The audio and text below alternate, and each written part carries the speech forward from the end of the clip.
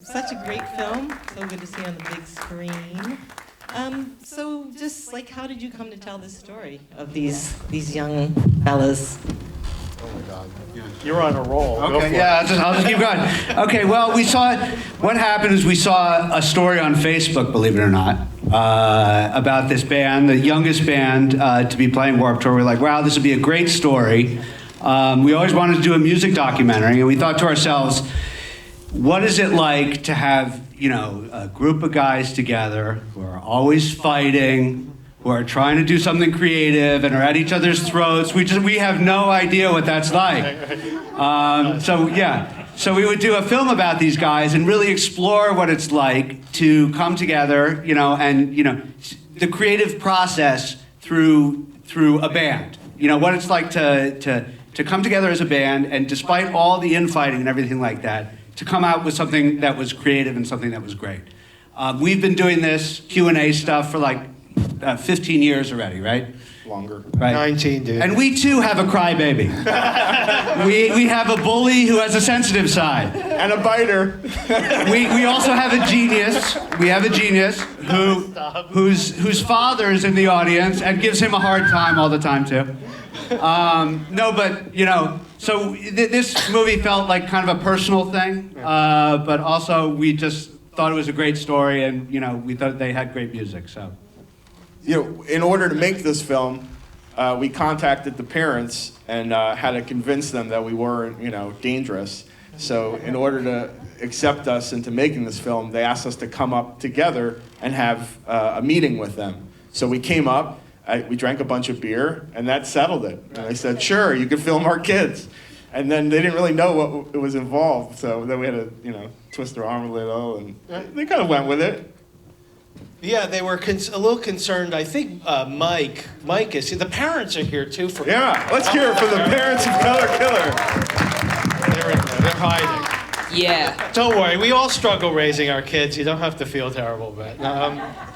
And I think Mike, who is Matt's dad, had read something about Ironbound Films, about our company, on Wikipedia. And he said, it says here that you make films about, people who fail to connect emotionally, all this. I was like, God, we have a Wikipedia entry? I had no idea. And so we convinced them that we wouldn't make that film. And then we did. He was actually reading about Ken Burns. He just didn't realize. Every parent knew we were coming to make the film except the Huthers. And that first shoot, I showed up, followed the kids. They were walking down the street, they're hanging out, and they're like, we're going to Dylan's house. And I was like, oh, cool, I'll just follow them with the camera crew. And we walked into the house. I'm thinking everyone knows, we all have permission. And Mr. Huther came, he's like 6'4", and he's like, who the hell are you? And that was the scariest day of filming, but we worked it out. We worked it out. And how did you get Chris Parnell involved? Well, Chris Parnell, he sort of reprises his role from 30 Rock, where he plays Dr. Spaceman, which is really Dr. Spaceman. He's like the kind of doctor who's like a quack who always kind of, seems to have the answers for everything. He's the doctor who's always present. And it's funny when in this movie, actually, Chris Parnell is playing my voice. I'm interviewing all the parents. And I found that some of the best stuff is what the parents don't say when you ask them questions. And we thought, how could you possibly get the interviewer in the film in this kind of fun way, but also get the parents so you see their reactions to some of the questions. So we thought that, Chris Parnell would be a fun way to do that, to show both sides of the interview. And we're all Rick and Morty fans, so it just worked out. Maybe even those guys are, I don't know. Yeah. Rick and Morty's pretty good. I've seen a couple episodes. That's it. Man, that show weird. So you guys have a lot of access to spaces that most people your age don't, right? You're staying up late, you're watching Rick and Morty, you're playing in punk bands. Of course. Is there anything that you, quote unquote, miss about being a regular kid? No. Nah. No. Probably not. I still feel like a regular kid. It's not really any different. Yeah. Nobody just always talks about it or anything. Yeah. What are some of the biggest perks of being in a punk band? Shows. Yeah, shows. Lincoln just walked into a show once You didn't even have a ticket. Yeah. So like you got connections and stuff, and basically, yeah, you get cool backstage passes if you know the people. That's pretty cool. Right on. I mean, you know, access is everything. These guys know how to party. Trust Right. me. No. Yeah. I can see that. Yeah. We were normal kids, by the way, and it sucked. Yeah. You have no idea. Yeah. It was really shitty. It's pretty dull, right? Yeah, no, it was not cool. Barney and Santa Claus, etc. So no colors. What's Well, usually I have a pink streak, but I can't because of my job now. You have a job? When did Yeah, that I'm pretty start? cool. I work at Market. Works at Market Basket. Bruh. But basically, yeah, that's me at least. What about you, Matt? Where's your color at, huh? Dude, you just got curly hair all the Yeah, time. man. It was too hard to manage. Yeah, Lincoln, and I'm where'd your too hair lazy. go? I'm bald. And you? Don't think I left you out. Where your hair color I at? didn't like it. No, fair point. do you guys? But we're gonna color our hair now to compensate. Oh, okay. As the film goes on tour, someone has to have colored Just hair. from white to something. Right. I think Seth. I think you should do purple. Thank you. I'll consider. You look great. Jeremy, you could rock a green. Yeah. At Warped Tour, they spray painted my hair green. Oh yeah. We did? One of my proudest moments, and then I was dripping green. I schwitzed, so it was a rough rest of the shoot. Like a Rudy Giuliani moment. with Exactly, green? but green. Yeah. That's frightening. So do you guys, in terms of your music, do you practice? Do you take lessons? I mean, like, how much rehearsing do you do? We practice twice a week, Tuesdays and Fridays. Bro, you don't need to tell us our schedule. I mean, Not Tuesdays and Fridays. I do bass lessons like every Wednesday, and then we have practice 2 times a week. Oh, right. Yeah. I do drum practice every Wednesday as well. I'm right before Nate, so my drum teacher just goes back and makes fun of Nate for 10 minutes. What about you, Lincoln? What's your Yeah. lessons? I don't do lessons because I'm Just that good? He's too good. That good. He's arrived. And what's next for you guys? You got any big upcoming performances? I don't think do we. I don't think we do. I mean, we're playing a live set after the premiere in Boston. I think that's our only upcoming show. Yeah. We're lame. It's It's pandemic time. pandemic. Yeah. Tough. Yeah, it's hard to get Oh. shows now. We gotta play an We haven't online had that many concert. shows, Do you have a new album? We're working on Working on album 2. but we're supposed to be working on an album. it. Oi, Yeah. the equipment just got finished. Calm down. So to the grown-ups, what was the biggest challenge of working with, navigating their schedules and family dynamics and global pandemic? I'm a busy man. Yeah, these guys were really hard to pin down. Yes. We had to wait for the school bus to drop them off and figure out what to do before that arrived. What else? No, I mean, you could really see these guys, parents and kids, were amazing in terms of giving us access to their lives. It was wild, It's hard to do. It's hard to. I mean, the parents will tell you for sure. It's hard to have a camera following you around. So they were terrific about it.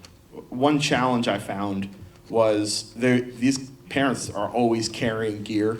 They're schlepping gear into the gig, out of the gig, and as the crew, you can't help them. So I had, feelings of guilt, but Watching the let me get out moms. of your way. But they were always carrying stuff, and we just couldn't help. I think just staying out of the way of all the good things that were happening, that's the challenge, because they're really nice and cool families, all of them, and the kids are pretty cool. They're about the same age as Dan, Seth, and I's own children. So, it was easy to relate with them, and you have to sort of be friendly, but you also have to back away so that you don't get in the way of making the film. So that was a challenge. The terrifying thing was that if I'll tell you, if you guys sucked at Warped Tour, there'd be no movie, and that was the end of the whole shoot. Yeah. And I don't think we ever told you how worried we were. No, we always had faith. Rude. But if they sucked at Warped Tour, or if the crowd sucked, let's say this crowd was unresponsive, it would have, it would have been different. We probably asked them, "Are you worried about Warped Tour?" like 8 billion times in the lead up. They said no every time. Yeah, every single time. We Like, were huh? terrified. And then Dylan had the nervous pee, as you saw. Yeah, that's not my fault. I drank so much water. Terrible. In fact, he has to go right now. Christy, Yes, you do. Dylan needs to use the bathroom. Oh, she has an empty bottle. Go. Are there any questions from the audience? Here we have one right in front. So, with you guys, how do you decide which songs you do, who sings which songs, and who writes the lyrics? And when do you know a song is finished? I'll repeat the question. The question was for you guys. I know you guys heard it. It's for the audience. How do you decide who's going to sing what song, who writes the lyrics, and when do you decide a song is finished? So I think like me and like Lincoln Yeah. like sit down, write some riffs. Alright, so it's usually like, it's always like a collaborative thing. So we have two friends who are musicians, Walt and Jay. They're both musicians in bands. It's always a collaborative thing. Like sometimes they write the music, sometimes we write the music, and it's just like back and forth. And deciding who sings the songs is pretty easy because I have like kind of a softer voice. So like those songs are for me, and the ones that are like kind of more like Nate, I like Nate songs. Did you forget his name? No, I just didn't know what to say. And how do you know when they're finished? I mean, how many times do you rehearse them before you say, that's it, we got it? I think a lot. We'll always like stop and punch in if the rest of the song was good, and we messed up on one part. We'll cut that one part out that we messed up on, punch in, or maybe it's good enough that we do it all in one take and then send it off to get mixed and mastered, and then yeah. And you're working on a second album now. Yes, sir. Yeah. That's great. Anyone else? Other questions? For the filmmakers, what was it like to get involved as the like punk historians and the legendary punk producer and all that? The question was for the filmmakers, what was like getting involved with legendary punk producers and historians? Yeah, I mean, we talked about making a music doc forever. We've been working together for like 19 years actually, making documentaries. And before that, we were in the business for about 10 years, and we had never made a music doc. So the biggest surprise of the film was that, the band wasn't like old enough to drink.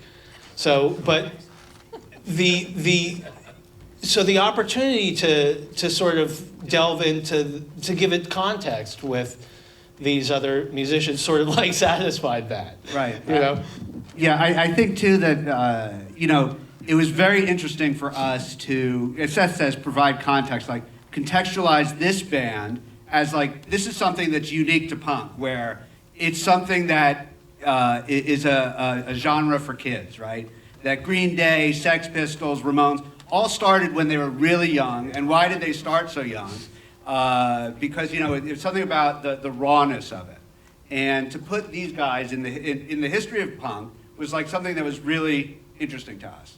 A lot, the Larry Livermore, he's like a famous producer, and the other guys we found, they all knew about Color Killer, which was also really cool. Oh, that was fun, right? Yeah, so it was, we kind of went to people who already were familiar with the band and already were jiving with their music, so. Are there other young punk bands around that you guys know about? There was that one. Evil Felipe. Yeah, Evil Felipe. There was Yes. that other one that we played with. The bassist broke her foot that one time. What do they call it? That's so specific, Nate. I remember it was at the tank. Jason. Yeah, the lead singer Annabelle or something. Matt had a huge crush on her. I did. Oh my God. What I was can't that even band's remember. name? Ace is Wild. Oh, They broke up. Who? Yeah. Who else? I thought there was like one more, but That guitarist is a competitive swimmer now. okay, Circus so Street. I mean, Ace is Wild, the one that broke up. They were all like, so we were like in middle school when we played with them, and they were all like high school, like Excuse me. sophomore and junior. The two of us are still in middle school. Oh well, so they were in like elementary school. No. Yeah. He was. Oh, yeah, you were too. No. You were in like 4th grade. I was in 5th grade. Oh yeah, he's right. Filming this? And then Evil Felipe was like a little bit older than us, I think, or they might have been Yeah. older. I don't know. They were just really They're the short. closest Evil Felipe. age to us, probably. Yeah. There's not many of you. That's pretty interesting. What grades are you in now? So me and him, we're sophomores. We're in 10th grade. I am in 8th. Savvy! He's homeschooled. Oh yeah, I'm homeschooled. I have a question for the parents, if you would care to answer. What's it like having your children being in a punk rock band? Mom.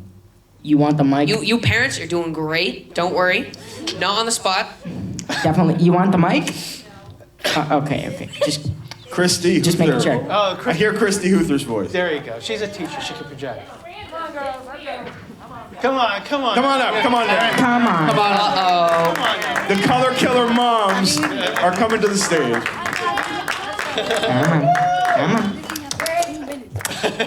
Come here. Kate, Too shy. Catherine, Hiltz, Never get up gonna here. Tony. I think. This is Christy Huther. This is Dylan's mom. We have Julie Dalbec, Nate's mom. Don't get your cooties on my Hiltz, microphone. Applause for the moms. You guys know how much the moms. There would be no color Lincoln killer. Zinzola. She's hiding. Back row, I know she's there. Smart Take girl. She can stay. She could stay. So it is random, it's weird, but our biggest thing, and I think Mike said it in the movie, that we are doing this because it's not any different than hockey parents or a family that is involved in cheerleading, like the Zinzolas are also. Like, that's just what we do. We support our kids. We go. We drive them. We carry amps. Not anymore. He's stronger than me. You know, it's funny, for so many years we tried to find what Nate wanted to do.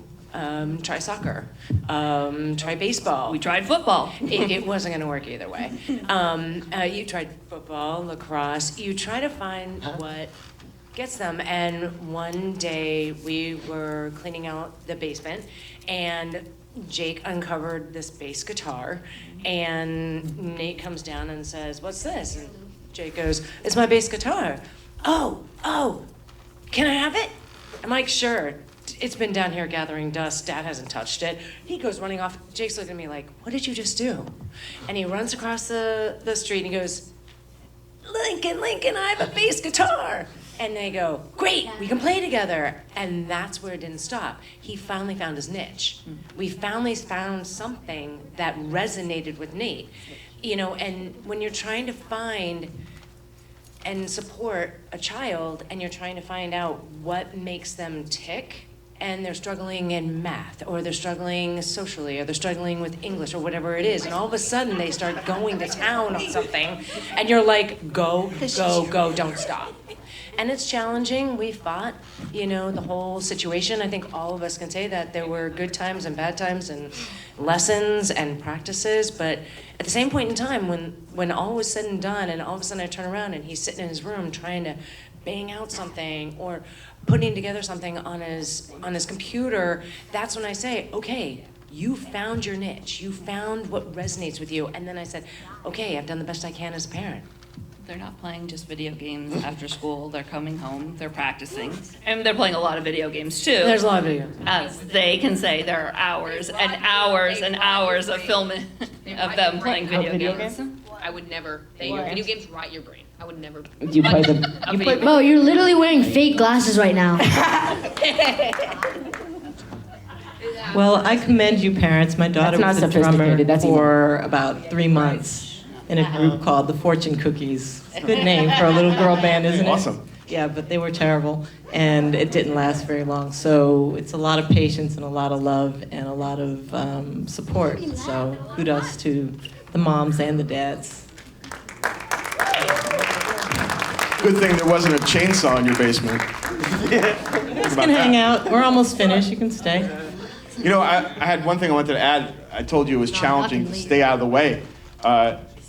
In the backyard at I think it was Lincoln's house, that scene where they're in the tree and Nate is smacking the branch. I'm like standing 3 feet away from there, like Gene Wilder and Willy Wonka saying, "Don't stop, please." And it's a real struggle on whether you're supposed to like interfere because they're kids and they're gonna get hurt, or film it and stay out of it. And there was a lot of moments like that where, sorry we didn't parent your kids, but it was good for the movie. Yeah. And then my stick broke. It was very sad. Any other questions? Goes someone else. I want to know if Macy ever forgave Max. Great question. We do not know till this day. She moved away like the month after. Oh, she moved away? Yeah, she went to Cali. Probably because of you.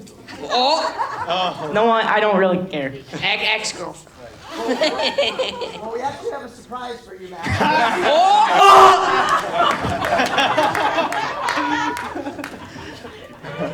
That was great. I actually made contact with Macy's parents to get their permission to use the 2 photographs of her in the movie. They have no idea that a song was written, or that she was or that she was even bitten, according to them. So we are staging a reunion at the next screening in Boston. Matt, you got this, bud. Okay, You got this, bud. I'm not coming to Boston. Have time for one more question? Sir? So I absolutely love the film. It was incredible. Just like it's really gripping and it's incredible. I have a lot to say, but the one thing I just want to ask, and anyone can answer, so a parable is like a simple story that teaches some sort of bigger spiritual lesson.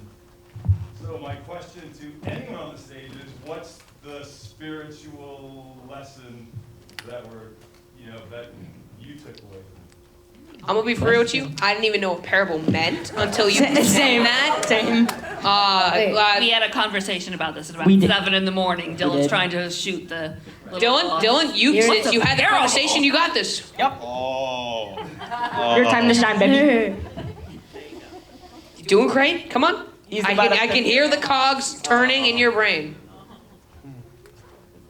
You want somebody else to handle it? It's about, for them, it's about finding themselves and finding their niche and finding what they want to do and saying that it doesn't matter what their friends say or what their friends are doing, but this is what they want to do.